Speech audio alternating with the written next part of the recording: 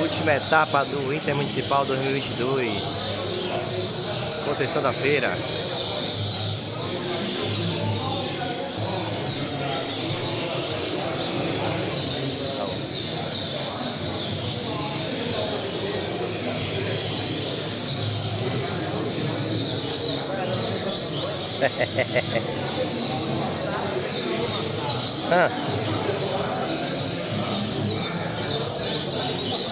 Dizendo ele que já é campeão.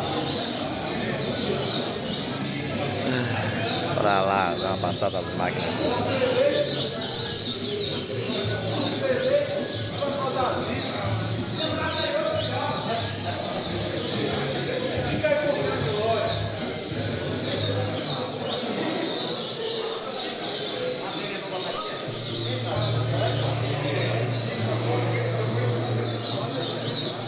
A galera aqui.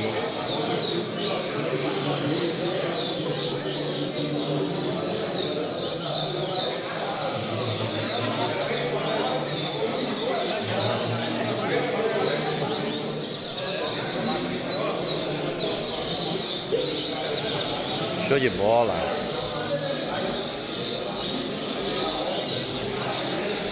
Vamos lá, hoje se define o campeão. Vamos que vamos.